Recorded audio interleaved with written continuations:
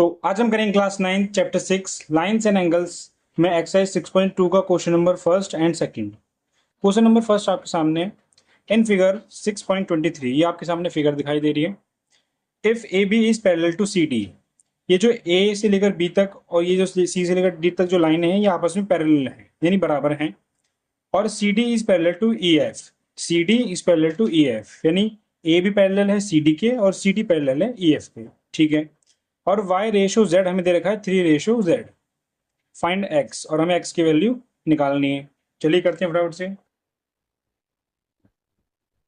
तो हमें दे रखा है A B is parallel to C D. पहले हम गिवन लिखेंगे हमें क्या क्या चीजें दी गई हैं।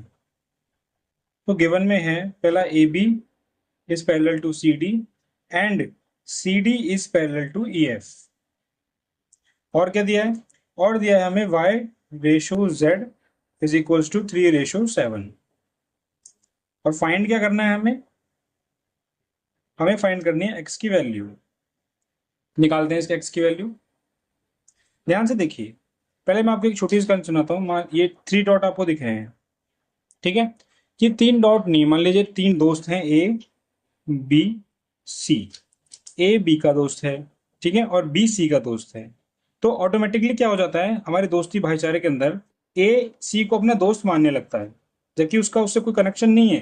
अगर ए बी का दोस्त है और बी सी का दोस्त है तो ए और सी की दोस्ती आपस में अपने आप ही हो जाती है। तो ठीक इसी तरह अगर जो ए बी है सी डी के पैरेलल है और सी डी ई एफ के पैरेलल है तो ऑटोमेटिकली क्या हो जाएगा, ए बी जो है वो ई एफ के पैरेलल हो जाएगा। ठीक है, तो मैं लिखूंगा कि if A B is parallel to C D and A B is parallel to C D and CD is parallel to EF, then AB is also parallel to EF. AB is also parallel to EF. तो मुझे इससे क्या मिल जाएगा कि AB जो है वो EF के पैरेलल हो गया, यानी ये दोनों लाइन आपस में बराबर हो गई। ठीक है, मुझे एक चीज तो ये मिल गई। आगे देखते हैं। अब देखिए ये जो X है और ये जो Z है ये आपस में कुछ एंगल्स बना रहे हैं। इंट्रोडक्शन पार्ट में मैंने आपसे एंगल्स की बात करी थी काफी ज्यादा। ठीक है, मान लीजिए एक सीधी लाइन ये जा रही है और दूसरी सीधी लाइन ये जा रही है। जब इन्हें कोई तीसरी लाइन काट रही है जिसे हम ट्रांसवर्सल लाइन बोलते हैं, और ये जो अंदर के दो एंगल बन रहे हैं कुछ इस तरीके से, एक ऐसे और एक ऐसे, ये तो सेम ऐसे ही है, ऐसे ऐसे, है ना। तो इन्हें बोलते हैं हम अल्टरनेट इंटीरियर एंगल, जो कि आपस में बराबर होते हैं, ये इनकी प्रॉपर्टी होती है। ठीक है, तो मैं लिख सकता हूँ z is equals to x because ये क्या है, अल्टरनेट इंटीरियर एंगल नहीं है। ठीक है, तो ये क्या होंगे, आपस में इक्वल होंगे। ये हमारी इक्वेशन नंबर 1 बन गई। अब देखते हैं, अब x और y ये क्या है, ये आपके interior angle on the same side of transversal हैं। यानी ट्रांसवर्सल लाइन, दो लाइन सीधी पैरेलल जा रही है, तीसरी लाइन ने काटा तो ट्रांसवर्सल लाइन के अंदर ही और एक साइड में ही, जैसे लेफ्ट एक साइड तो होता है तुम्हारा लेफ्ट और एक होता है राइट, तो या तो इस साइड पे होते हैं या तो इस साइड पे होते हैं। ये इस साइड पे हैं दोनों के दोनों, यहाँ पे और यहाँ पे, तो दोनों सेम साइड पे बन रहे हैं। तो इसे बोलते हैं हम interior angle on the same side of transversal, जो कि आपका होता है 180 का। तो मैं कह सकता हूँ y प्लस जेड, वो sorry x plus Y is equals to 180 because interior angles on the same side of transversal, ये सेम साइड ऑफ ट्रांसवर्सल है इसलिए 180 होंगे। अगर आपको ये सब चीज समझ में नहीं आ रही कि अल्टरनेट इंटीरियर एंगल क्या होता है या फिर interior angle on the same side of transversal क्या है, तो आप जाएं और इसका इंट्रोडक्शन पार्ट जरूर देखें, वहां पे आपको सब आराम समझ में आ जाएगा कि ये सब चीजें क्या हैं। ठीक है, तो मैं से करूंगा एक्स को साइड भेज के वाई की वैल्यू निकाल लूंगा। 180 माइनस एक्स, ये हमारे आ गई y की वैल्यू। इक्वेशन 1 मान लिया मैंने, इस इक्वेशन 2 मान लिया। तो इससे क्या है, हमारी y की वैल्यू आ गई है। ठीक है, अब मैं क्या करूंगा, ये जो y और z रेशियो में दे रखा है ना, इसका इस्तेमाल करूंगा। थोड़ा ये ऊपर है, आपको दिखेगा नहीं, क्वेश्चन शीट ऊपर हो चुकी है। ठीक है, तो हमें y और z रेशियो में दे रखा था, मैं उसका यूज करूंगा। रेशियो का मतलब क्या है, रेशियो में हम इसे अपॉन में भी लिख सकते हैं, y अपॉन z। ठीक है, ये y रेशियो z था तो मैंने इसे लिख दिया y अपॉन z, और इनकी वैल्यू भी नहीं है, सामने लिख दूंगा मैं 3 रेशियो z। y की वैल्यू मैं पहले ही निकाल चुका हूं, ये आपके सामने लिखी हुई 180 माइनस एक्स। तो मैं यहाँ पे फिल कर दूंगा वाई की वैल्यू 180 माइनस एक्स, ठीक है। और z की वैल्यू हमने पहले निकाली थी कि z और x को आपस में बराबर बताया था अल्टरनेट इंटीरियर एंगल से। तो मैं जहां z है वहां पे x लिख सकता हूँ, बिल्कुल लिख सकता हूँ, मैंने लिख दिया। अब इस तरफ 3 और इस तरफ 7। तो मैं यहाँ जरूर बता दूंगा कि ये x से और x कहाँ से आया, ये आया हमारा फ्रॉम इक्वेशन नंबर 1 और इक्वेशन नंबर 2 से आया।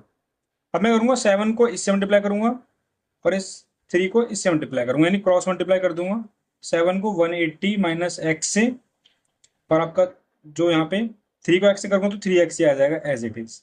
अब 7 को करते हैं 700 756, आपका ये ऊपर गया 5, ये 12, 1260, और 7 को x से करोगे तो 7x, तो यहाँ पे आपका है 3x। अब मैं 7 को उस तरफ ले जाऊंगा, ये इधर माइनस में उधर जाके प्लस में हो जाएगा। 1260 is equal to 3x, minus का 7x इधर आके हो गया आपका प्लस का 7x। 1260 एज इट इज चलता रहेगा, 7x और 3x आपका हो जाएगा 10x। 10 इधर मल्टीप्लीकेशन में 10 और x के बीच में क्या रिश्ता है, मल्टीप्लाई का, तो इस तरफ आते ही डिवाइड का हो जाएगा। तो 1260 अपॉन में 10, 0 से 0 कैंसिल हो गया, इस तरह आपका x बचा, और x की वैल्यू निकल के आई आपकी 126। हमें x की वैल्यू निकाल ली थी, वो हमारे x की वैल्यू आ गई। तो अब इसका हम करेंगे इसका question number second. In figure 6.24 आपके सामने ये फिगर दिखाई दे रही है। A B is parallel to C D, इसमें बता रखा है जो ए बी लाइन है ये सी डी लाइन की पैरेलल है, ठीक है। और E F is perpendicular on C D, E F एक रे जा रही है जो कि सी डी को बाइसेक्ट कर रही है, यानी परपेंडिकुलर है इसके ऊपर, इसको दो बराबर बराबर भागों में बांट रही है, ठीक है। जी ई डी, जो आपका एंगल जी ई डी है वो देख रहा है 126। पहले एंगल देखेंगे कहाँ है, बड़े ध्यान से, जी E D, G E D यानी ये पूरा एंगल हो रहा है, ये पूरा एंगल, ये पूरे एंगल की वैल्यू आपके 126 दे रखे हैं। और हमें निकालने को बोला है फाइंड ए जी ई, तो ए जी कहाँ होगा, ए जी ई यानी ये वाला एंगल। मैं लिख लेता हूं पहले कि हमें क्या क्या गिवन है। पहले गिवन में हमें दे रखा है कि A B is parallel to C D, E F is perpendicular on C D, okay. यहाँ पे हमें ये भी चीज दे रखी है, मेन चीज है हमारी, angle G E D is equals to 126 degree, ठीक है।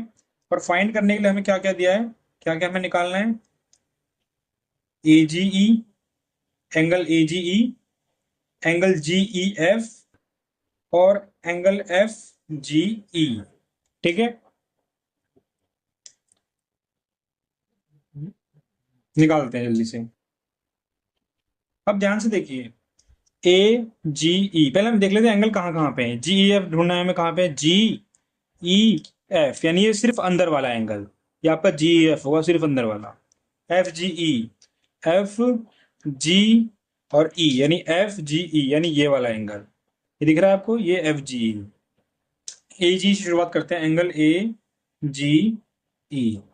अब मैं दोबारा से आपको फिगर दिखाना चाहूंगा, ये दो परपेंडिकुलर लाइन हो गई, दो पैरेलल लाइन, तीसरी से ट्रांसवर्सल ने काटा, एंगल ए जी ई, ये वाला एंगल ए जी, ये किसके बराबर होगा, ये बराबर होगा इस वाले एंगल के, यानी इस लाइन के दूसरी तरफ देखें तो हम कौन सा एंगल बन रहा है, ये बड़ा वाला एंगल, जो कि क्या आपका 126। क्यों बराबर होगा, क्योंकि हमने अभी भी पिछले क्वेश्चन में देखा, ये जो ऐसे एंगल बराबर होते हैं उन्हें बोलते हैं हम अल्टरनेट इंटीरियर एंगल। तुम लिख सकता हूँ कि angle A G E is equals to G E D, G E D, क्यों, किस खुशी में भाई, अल्टरनेट इंटीरियर एंगल बता देंगे हम। हमें लिखना जरूरी है कि क्यों, कैसे प्रूफ किया है हमने, इसी के आपके पूरे पेपर में मार्क्स होते हैं, अल्टरनेट इंटीरियर एंगल। अब angle A G E as it is उतार दूंगा, और जी ई डी की वैल्यू हमको क्वेश्चन में पहले से दे रखी है 126, तो मैं उसको एज इट इज लिख दूंगा। तो मेरा पहला तो हो गया, मुझे वैल्यू निकालनी थी एंगल ए जी ई की, मैंने निकाल दी। तो अब मैं निकालूंगा इसका एंगल जी ई एफ, ठीक है, जी एफ निकालते हैं। जी एफ ध्यान से देखिए, जी ई एफ यानी ये वाला एंगल मुझे निकालना है, ठीक है। तो मैं क्या करूंगा, इस पूरे एंगल में से सिर्फ इधर वाले एंगल को हटा दूंगा तो ये वाला एंगल आ जाएगा, ठीक है। ये अगर मान लीजिए, मैं एक दूसरी फिगर रफ फिगर में दिखाता हूँ आपको, ये है, और यहाँ पे बीच में एक लाइन जा रही है ऐसे, तो इस पूरे में से अगर मैं इतने को हटा दूं तो ये वाला आ जाएगा, और इतना है कितना, ये है हमारा 90 डिग्री का, तो 126 में से अगर मैं 90 डिग्री हटा दूं तो मेरा ये वाला एंगल साफ साफ निकल के आ रहा है।